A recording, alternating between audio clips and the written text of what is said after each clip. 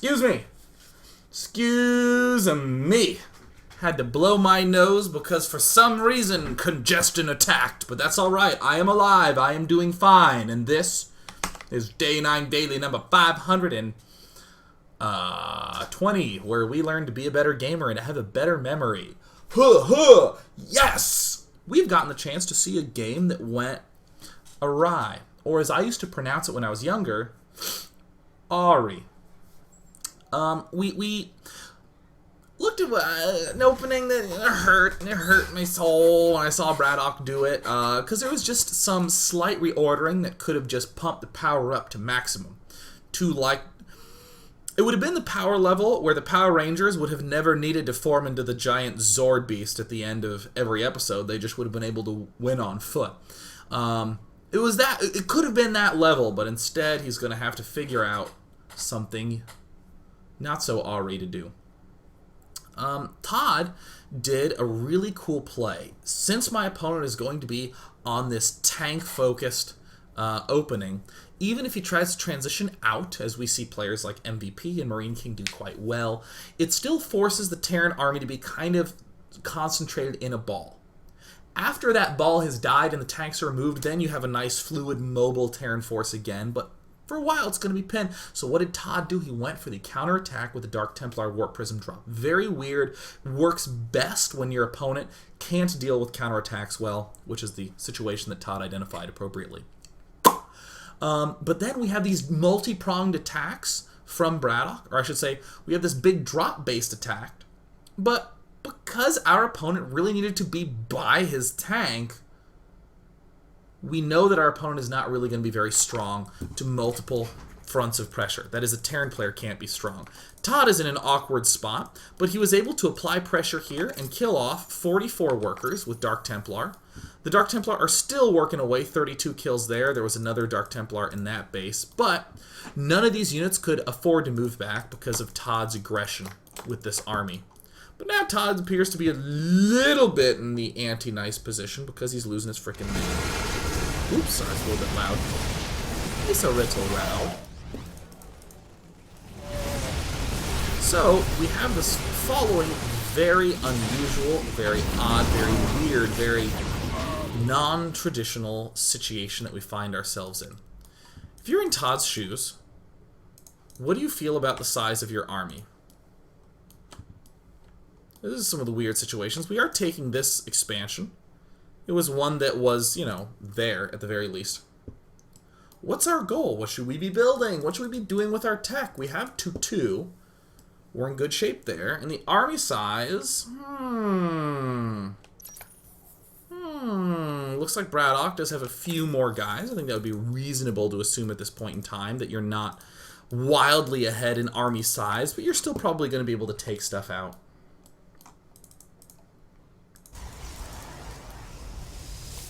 Well, actually, I've been focusing a lot on Todd. I asked that question, didn't answer it, so I'm just going to leave that there, actually. But BratOK is in a much more straightforward position. When you're low on... If you're extremely low, you focus on just Marine Medevac. If you're in middleishly low, you focus on Marauder Medevac and kiting with some Marines. And then the more you get up, the more you can afford Vikings, but Vikings need to be of minimal concern. Just Marauders largely. That's a pretty straightforward decision. But this is one that I think is very difficult for Todd to make. He knows that there's half an army up here and another half an army there. He can win in one front, but not both. This is the weird situation. This was a situation where I stopped and I was like, I was very ish about. I do think that in this situation, leaving all the DTs behind in a low econ situation, using DTs to fend drops seems super optimal. Leaving these behind. And we see Todd basically saying, yep, I'm going to try to avoid getting dare drops. And if a drop comes, I'm literally going to focus on just this arena to defend. But with 2 Colossus, I'd probably focus more on gateway units, less on the robotics facility-based units for the time being. And defending these 2 expansions is all that he can reasonably hope to do. So I still think that, like, Todd's logic of, you know, I have to engage. I'm going to have most of my army. Look how huge this army is. It has so many units, almost a full 30 units. And this is, like, about the same number of units, but much weaker on average. And Todd forcing this engagement to happen, I think is very reasonable. And overall, I think quite smart. Obviously, this leaves you with the issue of having this sort of drop occur, but, I mean, in this position where the Terran player really needs every last mule, forcing him to spend it on scans back home, I think is the main. So Todd does what's to be expected and just warps in whatever on Earth he can. And this is a weird time in a game where you actually don't have any running gateways. I'm always torn. My instinct is like, oh, dude, build a bunch of gateways there. It'll be totally boss, man. Freaking build those gateways. They'll never find them. But then he finds them and it sucks. But I would begin rebuilding as fast as possible wherever I think is safest. So probably, I think here is generally the safest spot for gateways because, I mean, controlling this doesn't seem too difficult.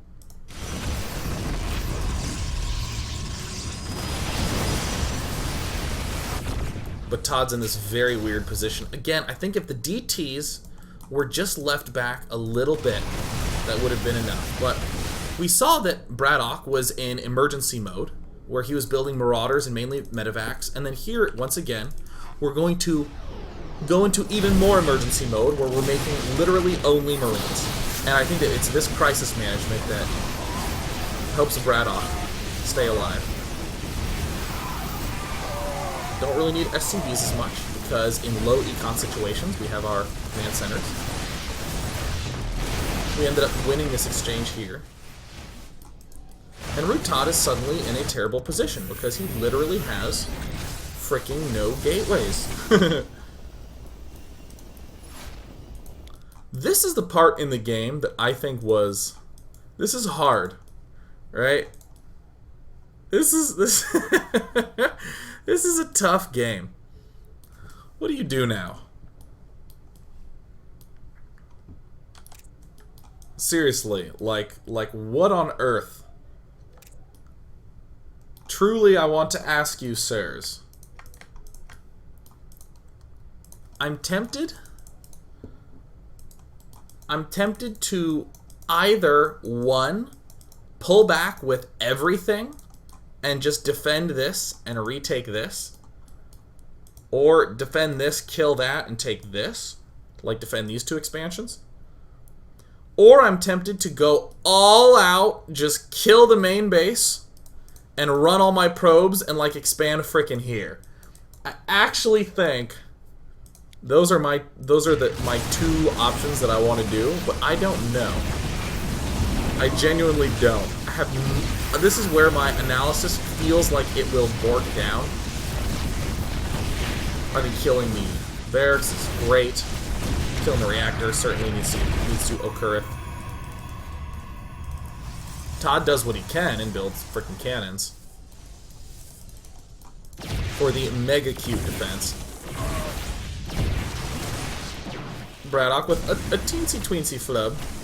But I'm always so scared to do this, because in this situation, again, I want to come back to this idea of map control. If you don't have map control, I don't think you can split up your units. Just as like a general rule.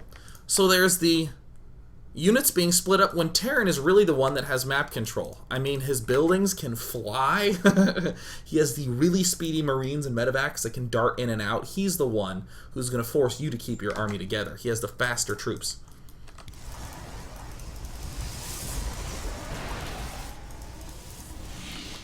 So it's this moment in gameplay where I was feeling like, wow, Todd totally did that. It's amazing.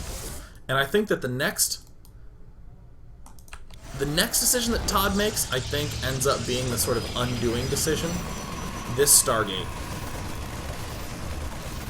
Now, I want to know, I actually do think that this decision makes sense. This isn't a completely unreasonable decision. This is saying, you know what? He has map control. I want to retake map control. And how on earth do I defend this ridge if he's dropping me every which way? That's too hard to defend. I'm going to go for a Stargate and Phoenix and shut down his droppingness. Oh, why does it always do this? Dude, I'm going to find another available USB port. So hopefully my mouse doesn't do that again. Sorry about that. I have a buggy USB port that just does the doot, doot, doot, doot, doot, doot, doot, doot, doot, doot, doot. Wow, I wish I could mute that out, but super sorry about that. So all right, sweet, nifty, thrifty, United States, etc. Here comes my map control pains. In small numbers, Marines rock everything, especially when they're 2-1 with upgrades. Either let him have the expansion. It was this spreading too thin. And now suddenly ROOToD's getting a little bit more in a risky situation, a little bit more risky. But I think if we just do something like add on another assimilator, rebuild pylons here, knowing full well that this might only be a temporary solution, and then just secure both watchtowers. Because, hell, if he does have medevacs up here, it's a lot easier to split. Hell, I would begin building frickin' observers like crazy. Probably my next expand location would be up here. It's a lot easier to defend all this. Probably go for blank. But this is, I think, a very interesting decision from Todd. Just basically saying, my army's bigger than yours. I'm going to go just all Phoenix all the time. Bang, build a Phoenix. XXXXX. XXXXX.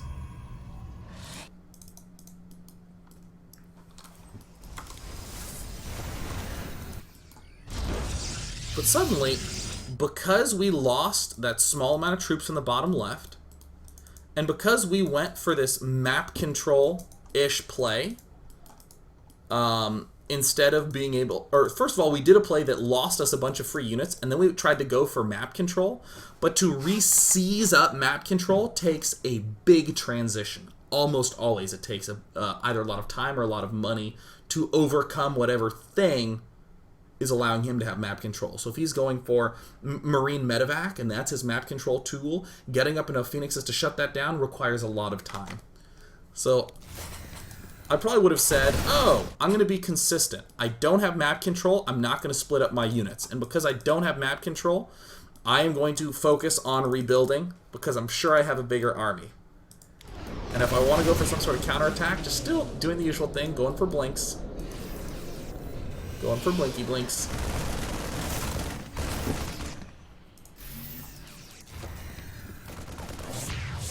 Sure, this is annoying, but I don't think this is like game-endingly devastating. In fact, if he's like hitting us on all these sides. And now Todd is forced into kind of a gross situation. I don't know if you've ever gone Phoenix in PvP and then he 4-gates you and you're like, oh my god. And you start building Void Rays and your life's bad. What happens when the life gets not so good? We'd have loved to have had just a few more units. Void Ray did manage to clear out the threat up there, but at the end of the day, it's a Void Ray, so it's not exactly designed for this mess. Well, this was a really cool comeback example of how BratOK used a mixture of units that's actually quite weak in this matchup. Pure Marine medevac, but went for that at just the right time when he was in a bind. And how did he come back and end up overwhelming? He did it by basically abusing map control. Because you have units here and you don't have map control, I can kill this. I have map control, so I can isolate units here and kill this. And this was the finishing blow. This is what I call the formality. This is the... all the previous plays have gotten you the huge lead, and almost no matter what you end up going for, you're going to end up losing to that sort of mix. I thought that was like a really, really slick, cool play. If Todd had had a few more sentries for force fields, it would have been a much different story. If there had been more focus on gateway tech, if that zealot and sentry down in the bottom left base of BratOK hadn't died, I think that Todd probably could have pulled it off, but I thought it was pretty sweet. Kind of some weird trades, some weird situations that I liked. Let's take questions. Let's take questions. Do-do. Do-do-do. Ba-dum. I'll take this first question from Square1. Do you think he was getting Marines just because he was losing his add-ons? I actually totally don't. I mean, it's not difficult to just hit the X button and throw down a few tech labs and get the Marauders, if you so desireth it. But the Marines are just the much better choice when things are like hyper low in the economy front. And maybe once, I mean, right now BratOK's at 47 food when I end up winning the game. Maybe if he's getting up to like 70, you can start considering doing that sort of thing. Or when his Marine pressure starts to let up, because if his Marine pressure starts to get is there a clean way to say this? I don't know if there is, so I'll just say it the long way. It's like when you have 2 medevacs and you look at the amount of units he has and you think, well, I can't kill that, so I can't attack. But he also can't move away from there with anything. He needs all those units there to defend. You've pinned his units. When he's pinned, there we go. When he's pinned, you can begin doing other transitions. But until he's pinned, going Marines is great. I think it was fantastic. I'm going to go back to the Markio question grabber. F5.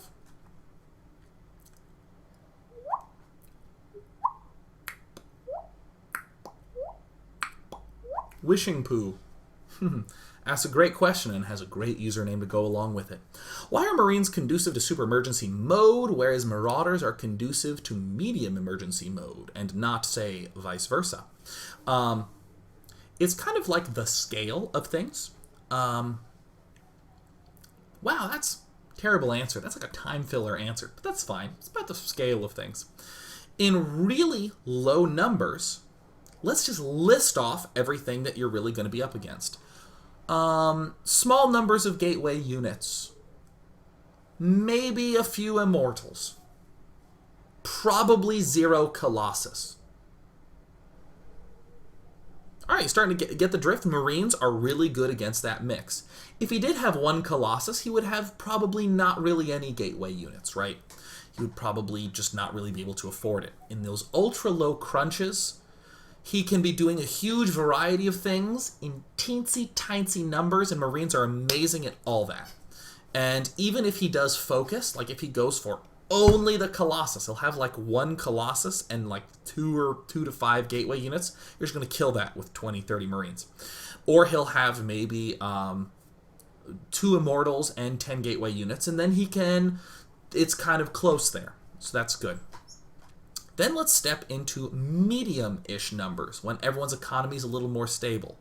This means he'll have 1 or 2 Colossus and 10 gateway units. Suddenly it's a lot harder for a pure Marine army to really have any efficiency against that. It's like the efficiency of the Marines suddenly just goes like zzz, and like goes down really hard. And that's why Marauders tend to be good, because you just list off the middle-ish sized stuff that he'll have. Some gateway units. Like, only some gateway units. He'll have a reasonable amount of gateway units and nothing else. Maybe he has some gateway units and some Immortals. Like 2 Immortals and some gateway units. Marauders will be very toe-to-toe with that sort of mix. He can have some Colossus and not many gateway units. And then the Marauders are pretty comfortable there. And notice in all these circumstances, Marines start to really butt their head up against walls. It becomes a lot more difficult in those middle situations. And what if when you get to large numbers? Think of the large numbers that Protoss is going to have. 3 to 4 Colossus. Many force fields. Actually, that's good enough there. Hell, High Templar with Storm would be very, very big, but we don't really need to go that high. We just suddenly go, wow, shit, my Marauders aren't going to be doing anything. Wow, my Marine Marauders are going to have a really hard time getting past those force fields. I really need Vikings. In the middle-ish number Of Colossus, you can just kill it with pure Marauder. You can just dart up, and there's not enough force fields or enough units to deal with it, and you can overwhelm. So it tends to be, you can break it down into rule of thumb of really small army, get the Marines. Really middle-ish army, get the Marauders. Really big army, you start getting the Vikings. And that's actually the progress that we see a Terran army go through from start to finish in the game of StarCraft, right? Let's just say a typical early expanding Terran will build mostly Marines and then begin incorporating more Marauders and Medevacs. And, I mean, if you think about your barracks composition, it's 1 barracks with a tech lab and 2 naked barracks is the most common at the start. What do you add on? A second tech lab and a first reactor. So now you're starting to switch more into the Marauder mode. And then if you see him teching very quickly, you round out with Vikings. So that is my very long, thorough answer to that. So glad that my answer was quite reasonably thorough. Quite thorough. And one thing that I will note is I don't want to say... I think it's clear that if I say in a big army, you really need the Vikings. Vikings are important. When I say that, everyone understands that there's a Marine Marauder army that goes along with it. So when I say Marauders are good for middle-ish armies, I'm assuming you're already going to have some Marines that you made from emergency mode. That's why it looks like a half-and-half composition. Or sometimes slightly skewing to the Marauder side if it's been a long, dramatic mid-game, like you'll see in 4GG's play. So yeah, again, Marines, sort of Marine Marauder Viking would be the full thing. Let's take one more question.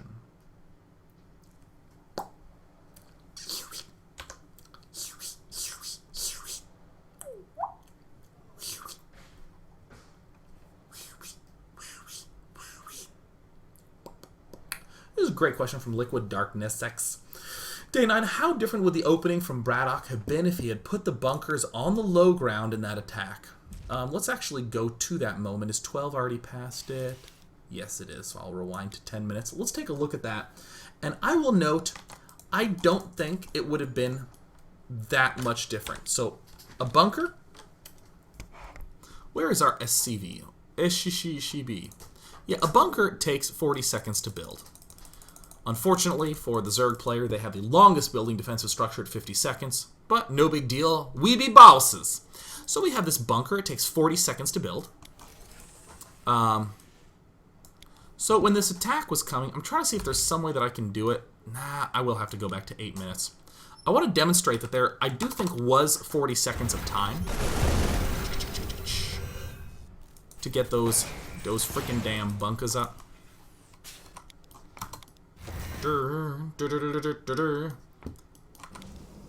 Yeah, if there was a SCV right along with this, there could have been like bunker planted right here. Just a smidge away so that he can't plant stalkers there and just kill all the SCVs off. But bunker right now, easily shoving that. With all that in mind, yeah, bunkers would have finished right now. The bunkers would have been done. But instead they started at the 10-minute mark. I don't think it would have had a tremendous amount of difference. Certainly would have made this push a little bit stronger, because this died quite easily. I think the biggest adjustment, though, is what was going on back here. Like, let's just imagine this. If we had started Combat Shield now, it would have been done at 8 minutes. Totally freaking done. If we got in Stim, it would have been done at 9 minutes, which is exactly when the attack got to his base. And instead, we went in this order. We got one tank, and look, we get the siege mode right here, extraneous siege mode. We could have swapped the order of the siege mode and the combat shield. See, right now, if BratOK had gotten combat shield and no siege mode, he would be still at 126 gas. And then, when this thing builds, he would be down to 34 gas, again, along with this tech lab. Again, we're pretending that this is not combat shield. Or we're pretending that this is combat shield and not siege mode. And then see here, when Stim goes, imagine if this was siege mode instead of the Stim. In terms of timing, you don't want to get the siege mode really fast, and now it's done. Okay, cool. Let's go on to the next thing. You want all your upgrades to finish during the attack, and you want to see how can I get as many upgrades to finish at the same time as possible. That, I think, is the biggest factor, as opposed to, say, the bunker. I'm going to go because now it's time for me to go. I hope you guys had a wonderful day today. I hope you had a great weekend and that tomorrow is going to be awesome because Monday, the greatest day of the week, is upon us. I will be playing Amnesia Justine. God, I'm really tired of getting scared, but for you, I'll do it.